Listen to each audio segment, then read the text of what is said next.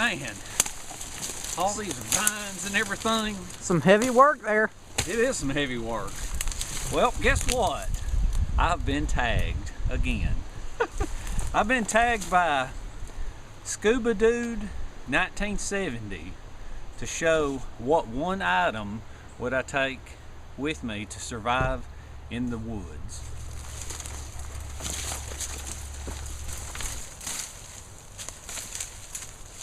Alright, I knew I'd find a clearing spot right here. Alright, now, I've been tagged to do a video on what one item would I bring in the woods to survive. Okay? There are different circumstances and different situations that require different things. Okay? So, when I'm in the woods, not the jungle, not the desert, okay?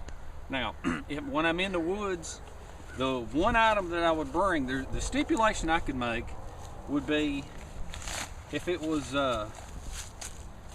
90 degrees, maybe 95 degrees,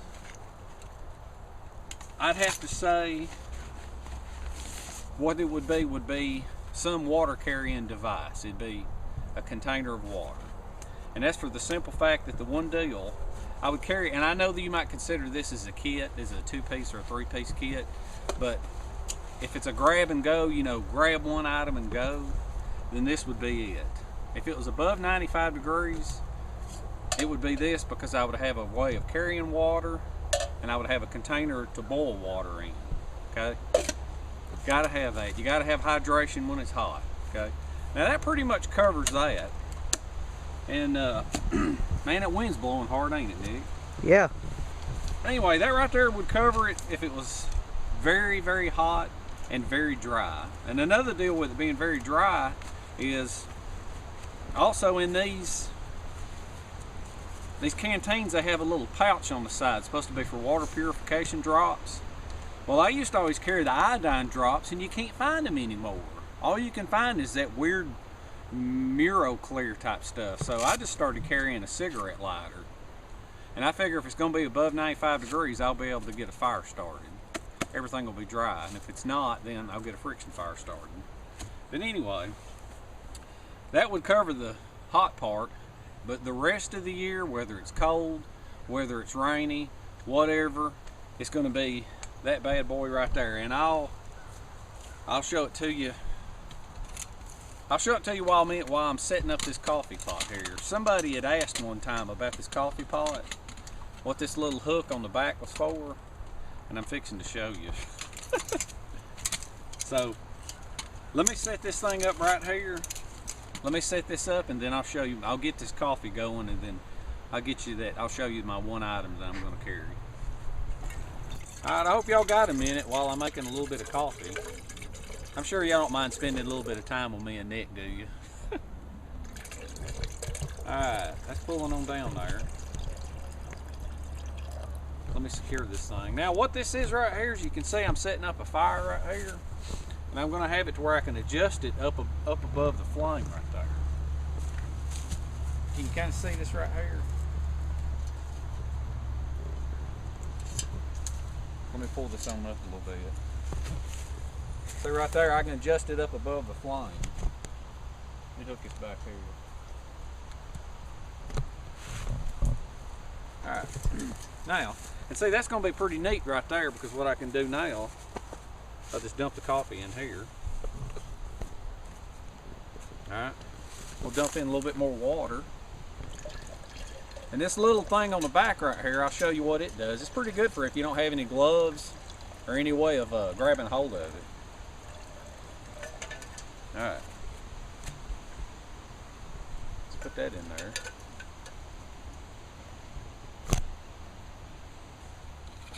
Put this thing on. And then put on the lid. Alright, now, let's see. Where's my ferro rod? Hand me that knife right there, Nick. Wait a minute, never mind, I can get it. Alright, see if we can get this thing lit up and going. Oh, this right here is the knife that I would carry, my one item to survive in the woods. And as you can see, it's got 2 ferro rods mounted on it. Okay? Now I'm gonna tell you more about this knife in a minute.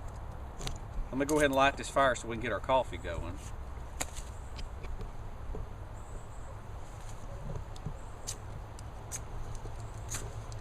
Alright, I'm waiting for this thing to go down to coals. I had to cut the camera off because I had kind of a minor difficulty here going on.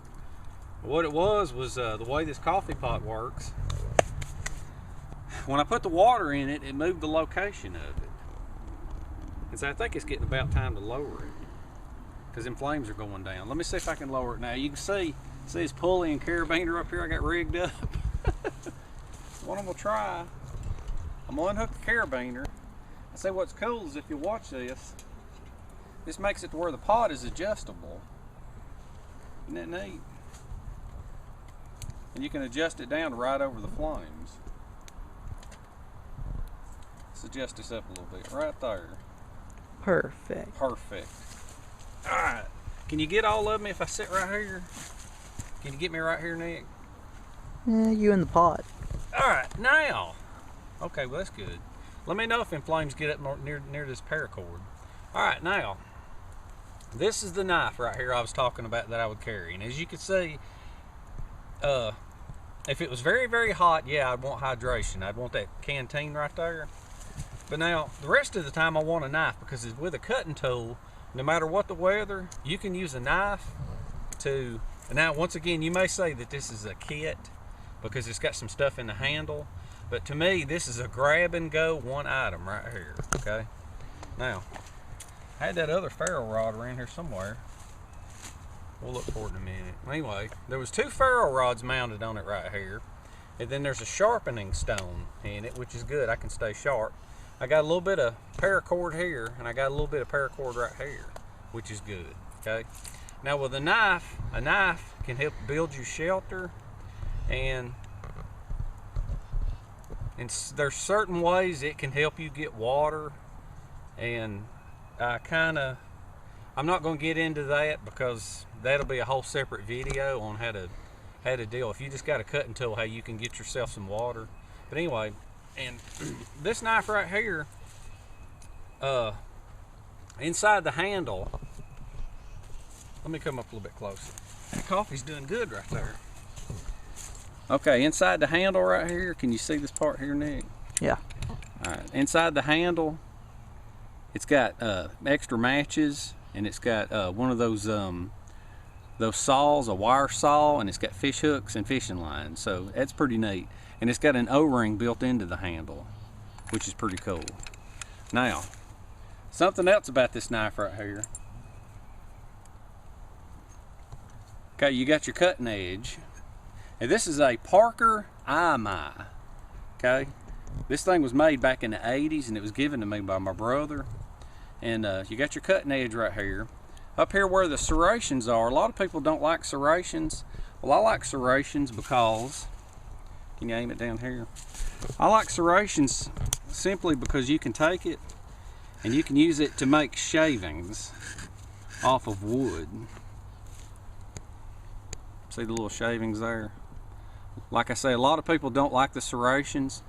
They say they are useless, but the serrations on the back of that knife, they're good for that right there. And a lot of people don't like them up on top of their blade either, but you can just put your hand right here and you can just scrape all you want. That thing will just dig right in. And see those little fuzzies right there, they're great for fire starting. So that's one other advantage to them. Now, the thing, a lot of people say that you can't sharpen them. Well, on this particular knife right here, the way they're made, there's an angle on the back side, so you can lay the stone on and sharpen them that way. You don't have to have something around to sharpen them. Okay. Now another thing is these things on the back right here. Now, can you see these pretty good, Nick? Yeah. Okay. Now, you tell me, Nick, what do you think these things here are for? Well, I guess grinding. Grinding? Well, you might could notch something with it, like this right here. But see, it doesn't do a good job. You know why? A lot of people laugh and make fun of these things because they say it's a lousy saw. That's because it's not a saw, okay? Now, what I'm gonna show you, let's see this right here. This is a Hawks Hellion, okay? It's a $220 knife, I think. Now, if you look on the back of this is a survival knife too. If you look on the back of this, you see these teeth right here? Can you see how they're stagger ground? You got one ground this way. Is that blurry or can you see it? Just a little. Let's see the. I tell you what, let me do this right here. Let me put that on macro for a minute. Watch this right here. Okay, now you see how those teeth right there are? You see how they're all ground at a different angle? What that's for is that is actually ground to be a saw. There, right there, that's the view. You see that, Nick? Yeah. The tops of them are ground, and this one are flat. Okay? Now let me cut that macro off. Okay, now, what the deal is with that is this you can take and you can saw some wood with it. You can do some little notches. See, look at that. See how it cut right into that? Okay, that's what that's made for, is doing that. This one wouldn't do it, it just bounced all around on the top. What this is for if you ever come up to like a barbed wire fence or something. Now, real quick, unless you're Rambo, you can, Rambo would tie this to a spear and jump out of a tree with it. But like I say, we can't all be Rambo. So, what you do is, if you come up to like a barbed wire fence, this is made to set into the fence and you give it a quick snap. That's not a saw. That's what it's made for, snapping barbed wire fence. And if you snap 3 or 4 of them, you can tie them together and you can have you a frog gig. See, tie them to the end of a spear. But anyway, basically that's pretty much the ins and outs of this knife right here. And one other thing, I don't talk a whole lot about philosophy with survival very often. And the reason that I don't is because I am not an instructor, I don't have a school, and I'm not an expert. But I'll tell you some of my philosophy when they talk about surviving in the woods being a mental aspect. This knife right here was made back in the 80s. It's an old knife. Something like this, some of these more high dollar knives, they may be built a little bit better. This one's kind of bizarre looking, and that's just because it's got a lot of features to it. There's a lot of technology built into this knife, and a lot of people don't understand it because the only thing they do is they look at it and they say it's ugly, but there's a lot of features in this knife that will save your life. But my philosophy, if I was in the woods and I was cold and I was starving and I needed a mental boost and I needed something to say, I'm not going to lay down, I'm not going to die, I'm going to make it back home. Okay? Well, if I was out there staring at this thing, it would just be an expensive knife that I'd bought. With this knife, this would be like a reason to get home. Because when I look at this knife, I think about my brother and I think about him giving it to me back in the 80s. So you can see how it can be, you know, that's the philosophy of it. You got to figure out what's special to you, what keeps you going, and you got to hold on to it, okay? Now, Nick, if you'd ever break the piggy bank out and buy me a survival knife, I'd carry it. All right? So anyway, what we're going to do now is, that's pretty much it right there on what I would carry out in the woods to survive. We're going to let this coffee right here get to brewing up, and then I'm going to figure out who I'm going to tag, okay? All right, I hope you can hear me. I'm gonna have to kind of talk loud because the wind's blowing really hard. That's the reason we had to crawl into this thicket right here. But anyway, I'm gonna go ahead and tag some people, and I hope I'm pronouncing this right. But I got a friend, my first tag is gonna be, I think his name's pronounced Vianello. He's from Italy. And the name of his channel is El Tenda, okay? All the way from Italy. First tag. Now my second tag is going to be Robin from the UK, United Kingdom. And his channel name is Survival Student. Okay. And my third tag, let's go down to the sunny state of Florida. Whew, smoke's getting to me. Let's go down to the sunny state of Florida with my friend Donald. And his channel name is Top Wolf 1964. Okay. And them three and Scuba Dude 1970 that tagged me, all of them are into bushcraft and survival. They have the same interest as we do, so that's starting to bubble now. We're getting somewhere now. But anyway, they're what, Nick? It is starting to bubble. Look. I know, it's cool, ain't it? See, it takes a while to heat up a big old pot of coffee like that. The cool part is you don't have to have gloves to handle it. That's what this little doohickey back here is for. But anyway, those guys, their channels aren't that big. So if you can, you know, go check out their channels and try to support them as best as you can, because they share the same hobby that we have. But anyway, this thing here, I'll bring you in close up. Scoot up a little bit closer right here, Nick. See, just get the coffee pot right here and I'll explain something. And see, what's cool is you got the paracord that's tied off on this handle right here. And then this little loop back here that a couple of people ask about. Can you see that? Swing the camera around, go around that way. Yeah, I can see it. You can see it? Okay, that little loop right there, somebody asked, and I'm gonna show you what it's for. And see, what I got is a piece of stainless TIG rod going up to here so that I don't burn the paracord. See, the paracord is right up here.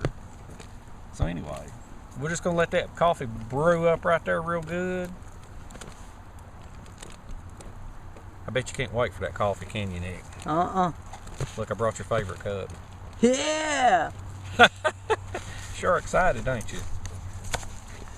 Alright, cut that thing off and let's let this brew up. Now, in case anybody wants to know what I got here, is I got the rope tied up here, and then I got this paracord tied right up here with a little carabiner, and that's how a quick release to drop it down.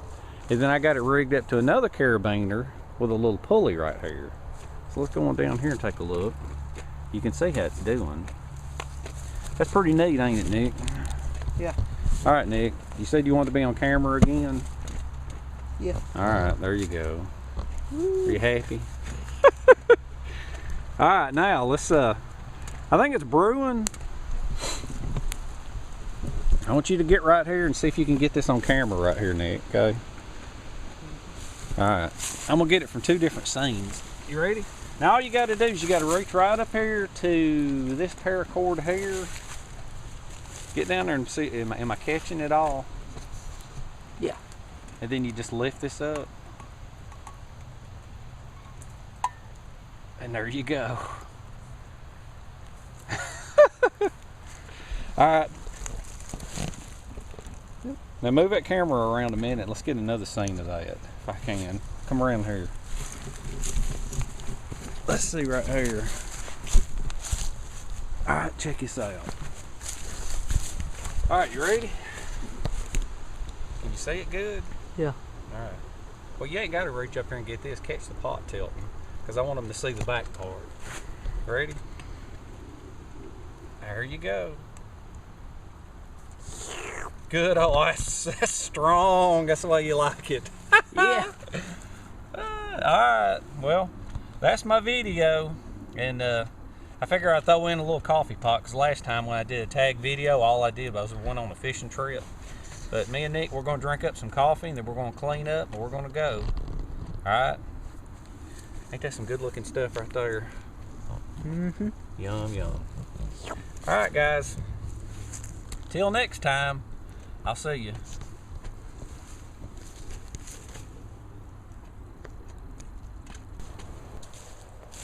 Alright, after all, the name of my channel is Fun in the Woods, right, Nick? Yeah. Well, I chopped a trail into here, and going out on that same trail wouldn't be much fun, would it? Mm-mm. So I'm gonna chop a new trail out of here.